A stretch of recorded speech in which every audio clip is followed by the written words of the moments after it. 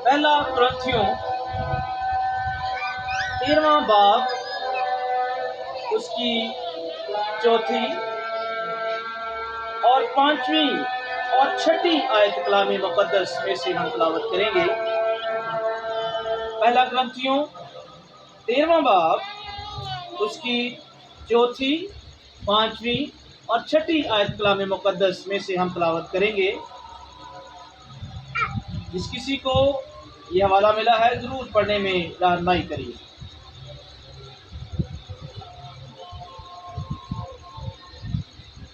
किसी को मिला है जी हवाला, ये आप पढ़ने में रहनुमाई करें। एक आयत आप पढ़ लें, एक आयत जो है वो भाई आफ्ताब पढ़ेंगे। अगर किसी और को मिल गया तो वो पढ़िएगा, वरना मैं खुद पढ़ लूँगा। खुदावंद के कलाम मुक़द्दस में यूँ रकम है, मोहब्बत साबिर है और मेहरबान, मोहब्बत हसद नहीं करती, मोहब्बत शेखी नहीं मारती और फूलती नहीं। जी आगे 5वीं आयत में लिखा है, नज़ेबा काम नहीं करती, अपनी बेहतरी नहीं चाहती, झुंझलाती नहीं, बदगुमानी नहीं करती, बदकारी से खुश नहीं होती, बल्कि रास्ती से खुश होती है। आमीन। कलाम मुक़द्दस का पढ़ा सुना जाना हम सब के लिए बाइस बरकत तो खुदा का शुक्र। अजी चंद लम्हे के लिए हम खुदा के इस कलाम को सीखने की कोशिश करेंगे। मैं ज़्यादा टाइम नहीं लूँगा आपका। आपको पता है कि ये शुक्रगुजारी की इबादत है और शादी के ख़ास तौर पर मतलब सारे इंतज़ामात के लिए रखी गई है कि खुदा हमारे साथ हो। लेकिन ख़ुसूसी जो मैसेज है वो एक शादी के हवाले से ही है। अनवान का नाम है मोहब्बत सब कुछ बर्दाश्त करती है। अनवान क्या है जी? मोहब्बत क्या करती है? सब कुछ बर्दाश्त करती है। आपके सामने 3 आयात जो है वो तिलावत की गई।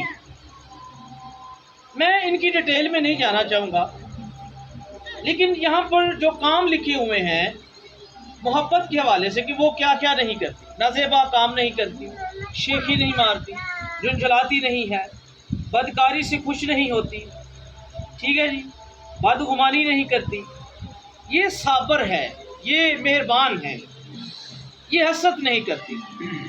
क्यों? वजह यह है कि ये फूलती नहीं। वजह यह है कि इसके अंदर जो ख़ास तौर पर खलूस जो चीज़ का है वो यह है कि ये अपने अंदर एक हलीमी समोए हुए है। मोहब्बत जो है अपने अंदर क्या समोई हुई है? एक हलीमी समोए हुए है और ये नहीं चाहती कि उसकी वजह से किसी दूसरे को चोट पहुंचे। मियाँ और बीवी का जो रिश्ता है वो एक इत्मीनान पर कायम होता है, एक भरोसे पर। दुनिया के अंदर ऐसे कई रिश्ते हैं जहाँ हम देखते हैं कि लड़ाइयाँ झगड़े होते हैं, लेकिन मोहब्बत जहाँ पर होती है वहाँ सब कुछ बर्दाश्त वो करती है। मैंने एक ऐसे कपल के बारे में सुना जो कपल एक ज़िंदगी के अयाम में आगे बढ़ चुका था और एक वक्त आया कि जब उनकी ज़िंदगी के अंदर उनको महसूस हुआ कि हम एक दूसरे के उस तरह नज़दीक नहीं आए हैं। तो उन मियाँ बीवी ने क्या किया कि उन्होंने एक दूसरे के सामने क्या किया? अपोलोजाइज़ किया और सामने एक दूसरे के बैठकर कहा कि भाई मैं अपनी ज़िंदगी के पहले अयाम जो थे जो शादी के, उनमें मैंने कई ऐसे गलत काम किए हैं जिनको मैं सोच नहीं सकता था कि मैं ये कर सकता हूँ। बीवी ने कहा कि मेरी भी कुछ हालत इसी तरह की है कि मैं भी कुछ बर्दाश्त उस तरह की नहीं कर सकी और मैंने भी कुछ ऐसे काम किए कि जो खुदा के कलाम से क्या थे? बाहर थे। तो उन दोनों मियाँ बीवी ने क्या किया कि एक दूसरे के सामने बैठकर जोरों कतार रोना शुरू कर दिया। जोरों कतार इतना रोए कि अपने दिल का गुबार दोनों ने निकाल दिया। और उन्होंने फिर उस दिन से अहाता किया कि आज के बाद हम अपनी जो अज़वाजी ज़िंदगी है उसके अंदर मोहब्बत को पूरी तरह से कायम रखेंगे। आज के बाद हम एक दूसरे की बर्दाश्त करेंगे, हम एक दूसरे के बगैर रह तो नहीं सकते, लेकिन दूसरी बात ये भी है कि हम इस बात को भी याद रखेंगे कि हम एक निकाह में हैं जो बाइबल मुकद्दस के मुताबिक पाक है, और हमें एक दूसरे की बर्दाश्त करना पड़ेगा। हम उन तमाम पुरानी बातों को भूल कर हम आगे इस आसवादी रिश्ते को आप दोबारा से फिर शुरू करें। और उस कहानी के आगे जो उसका मॉरल लेसन मिलता है वो ये है कि उनकी अज़वाजी ज़िंदगी के अंदर मोहब्बत अब कसरत से ज़्यादा बढ़ चुकी है। अब वो उस तरह के जीवन साथी नहीं रहे थे।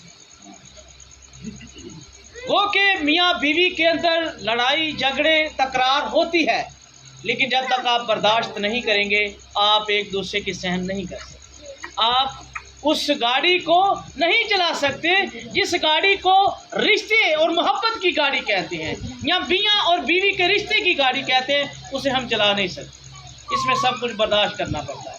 दुनिया में जितने लोग इस बात को सोचते हैं कि मेरा जीवन साथी परफेक्ट होगा और जो खूबियाँ मैं ढूंढ रहा हूँ उसमें सब होंगी, नो, ऐसा नहीं होता। आपको परफेक्ट नहीं मिलता और ना मिलेगा।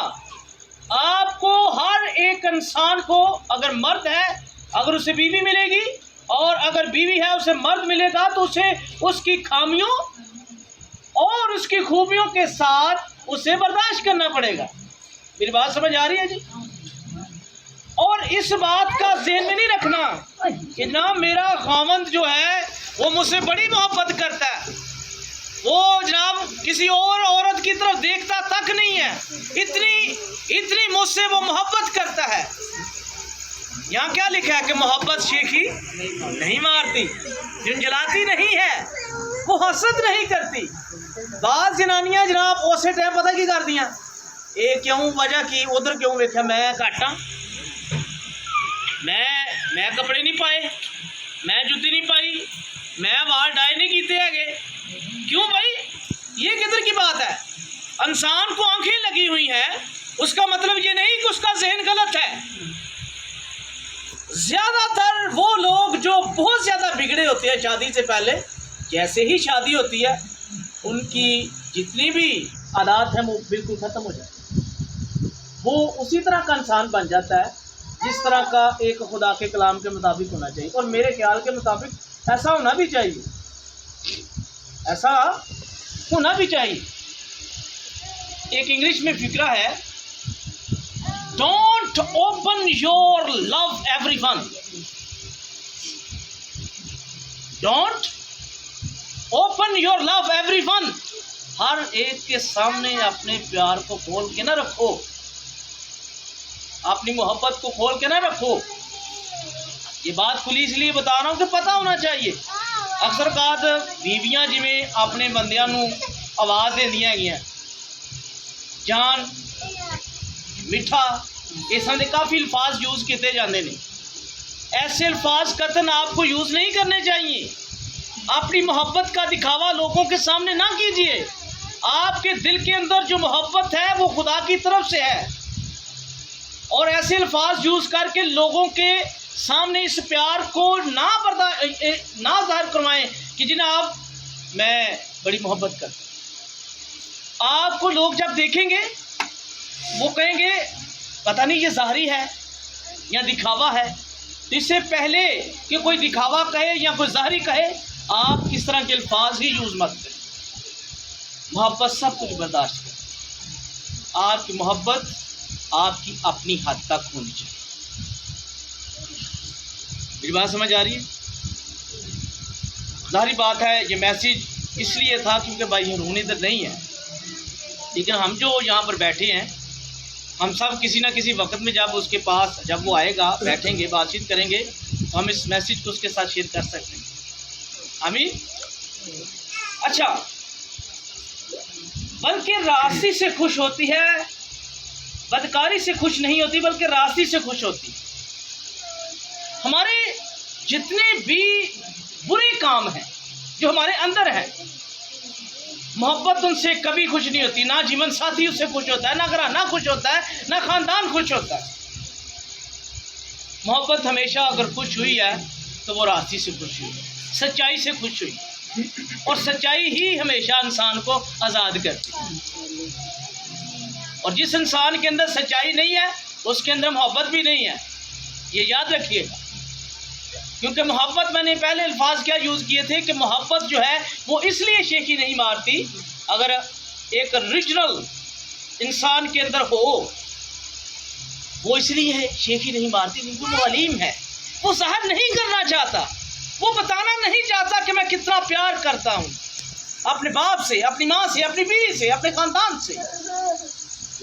ऐसे लोग फैमिली स्टार होते हैं। ऐसे लोग क्या होते हैं? फैमिली स्टार होते हैं, जो लोगों के सामने अपनी मोहब्बत ज़ाहिर नहीं करते बल्कि अपने ख़ानदान के अंदर रहकर अपनी मोहब्बत कायम रखते हैं, और उस वक्त ज़ाहिर करते हैं जब वक्त होता है ज़ाहिर करते हैं। मेरे कहने का मतलब ये है कि हर एक के सामने अपनी मोहब्बत का ओपनली इज़हार मत किया करें। जनाब, मैं बड़ा प्यार, बाइबल मुक़द्दस के मुताबिक यहाँ पर एक आयत लिखी हुई थी, मैंने उसको कोट तो किया था लेकिन मुझे इस वक्त में मिली नहीं है।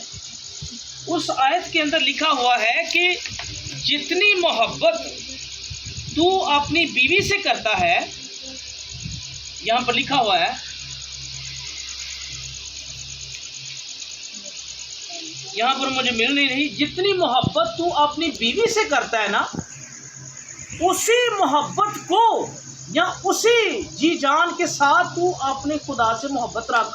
मतलब बीवी से मोहब्बत रखने के अलावा तू अपने खुदा के लिए भी इस तरह का टाइम निकाल, और वो पाक टाइम निकाल, तहारत वाला, ताकि तेरी मोहब्बत जो है वो खुदा पर जाहिर हो सके।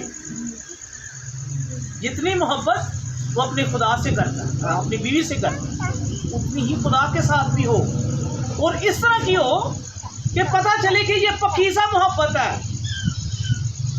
की रोंदने को लाओ बोंगलुआ तो मिट्टी झाड़न वाली नहीं, लोगों दिखाने वाली नहीं, बल्कि ज़ाहरी तौर पर नहीं, बल्कि अंदरूनी तौर पर, बातनी तौर पर जब आप बैठे चले फिरें, आपके किरदार से, आपके कलाम से आपकी मोहब्बत जो है वो जाहिर हो।